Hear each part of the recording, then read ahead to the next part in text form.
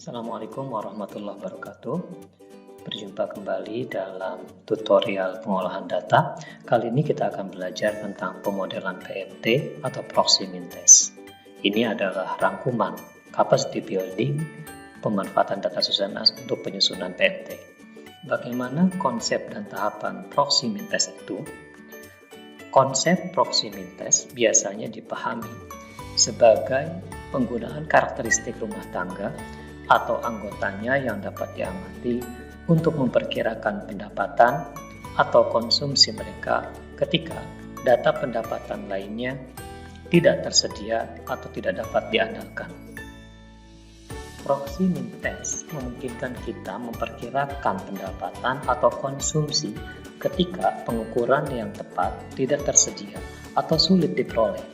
Dalam banyak situasi, kami mungkin tidak dapat mengetahui berapa penghasilan atau pengeluaran keluarga setiap bulan.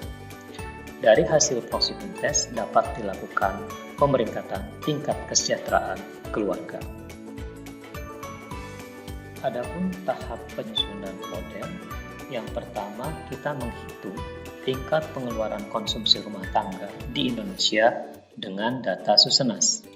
Yang kedua, memilih variabel untuk memprediksi tingkat pengeluaran konsumsi rumah tangga yang berkolerasi dengan konsumsi, bersifat stabil dan mudah diverifikasi.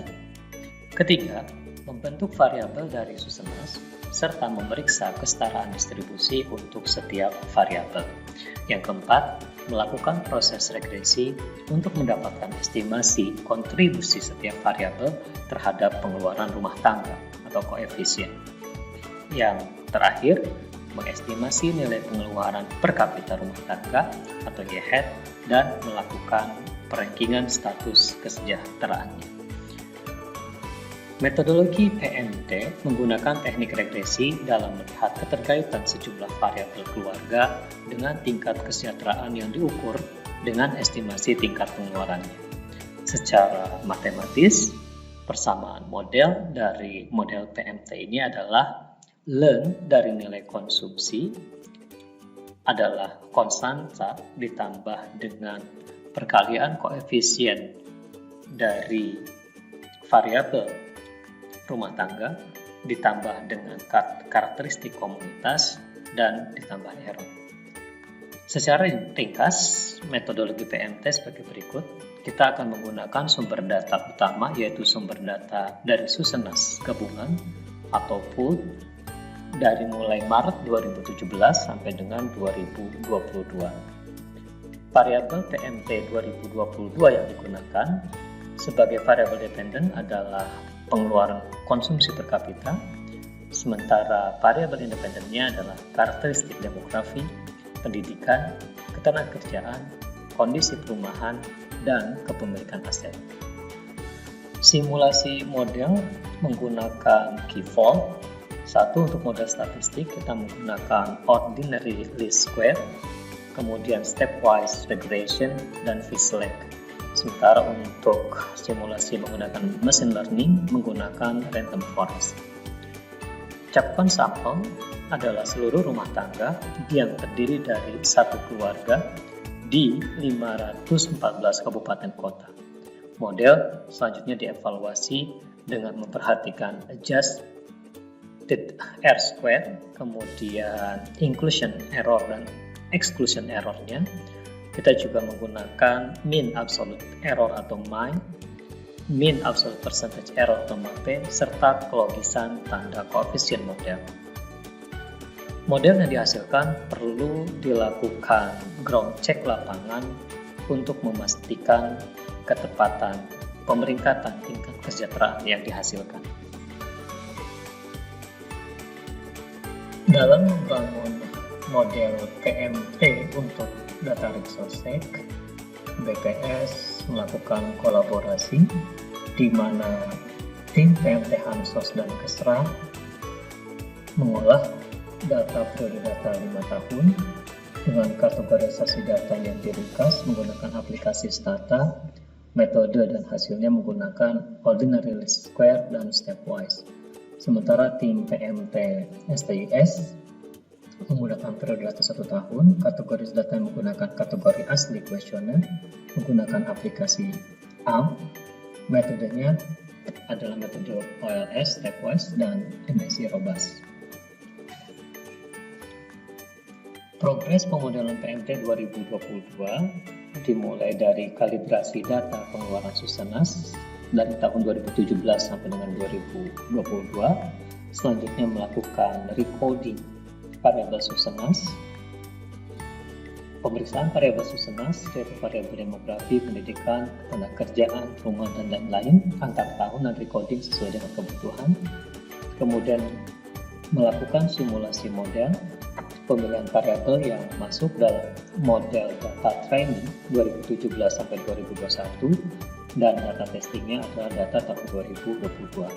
Simulasi model dengan variabel dummy kita bandingkan model PLS, Stepwise, dan Fislake serta koefisien model Stepwise. Simulasi model 2 untuk variabel X langsung menggunakan nilai kategori sesuai dengan kuesioner. Alternatif transformasi variabel ordinary interval untuk variabel perumahan dengan method of successive interval atau MSI. Kemudian ada cross validation 5-fold. Lalu kita mengevaluasi model dummy dan model MSI. Selanjutnya evaluasi kelorisan masing-masing tanda koefisien model, lalu simulasi PMT pada hasil olah Exosec, dan terakhir dilakukan ground check. Variabel PMT kita bisa kelompokkan menjadi 3 kelompok besar. Yang pertama adalah kelompok rumahan. Variabelnya terdiri dari jenis dinding, jenis atap, jenis lantai, jenis toilet, tempat pembuangan air tinja, bahan bakar memasak, sumber air minum, status penguasaan bangunan, dan sumber penerangan. Kelompok individu variabelnya terdiri dari jumlah anggota keluarga menurut kelompok umum, jumlah anggota keluarga yang menamatkan pendidikan tertentu, jumlah anggota keluarga menurut sektor pekerjaan yang diinteraksikan dengan status dalam pekerjaan. Sementara variabel yang termasuk dalam kelompok aset adalah mobil, komputer atau laptop, kulkas, emas, perahu motor, sepeda motor, perahu, dan telepon rumah. Berikut ini adalah rincian variabel yang digunakan. Variabel PMT, rincian variabel dalam Rexose, nama variabel, dan value labels. Sebagai contoh, variabel dalam PMT HH merit diambil dari kuesioner Rexose pada rincian 408 sama dengan 2, yaitu status perkawinan kepala keluarga. Kita berikan nilai 1 untuk kepala keluarga berstatus kawin dan nilai 0 untuk lainnya. Demikian seterusnya untuk seluruh variabel yang digunakan dalam PMT.